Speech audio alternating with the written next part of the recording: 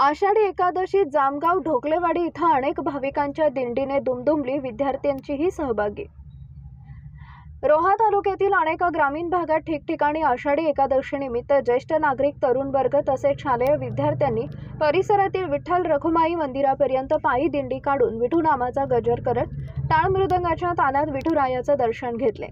जामगाव प्राथमिक शाळेच्या मुख्याध्यापिका प्रिया टोकसे यांनी आपल्या शाळेतील पारंपरिक पोशाखात वारकरी तयार करून रायगड जिल्हा परिषद प्राथमिक शाळा जामगाव पासून जामगावात प्रवेश केल्यानंतर येथील तमाम ग्रामस्थही या दिंडीत पारंपरिक पोशाख करून सहभागी झाले होते। हरिनामाचा जप, फुगड्या, टाळ मृदंग यांनी सारा परिसर दुमदुमला होता। लहान मुलांनी छोटी पालखी हातात घेऊन त्यामध्ये विठ्ठल रखुमाईची मूर्ती विराजमान करून गावामधून विठ्ठल रखुमाई मंदिरापर्यंत विद्यार्थ्यांसह गावातील सर्व महिला, ज्येष्ठ नागरिक, तरुण वर्ग सहभागी होऊन पायदिंडी वारीचा आनंद लुटला।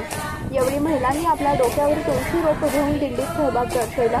या दिंडीत जामगाव व आटलेवाडीचे ग्रामस्थ मोठ्या संख्येने सहभागी झाले होते। जामगाव आटलेवाडी ग्रामस्थांप्रमाणे ढोकलेवाडी येथील ग्रामस्थांनी सुद्धा आपल्या गावाच्या मंदिरात टाळ मृदंगाच्या स्वरात मोठ्या भक्तिभावाने आषाढी एकादशी सोहळ्यानिमित्त भक्तिमय वातावरण साजरा केले।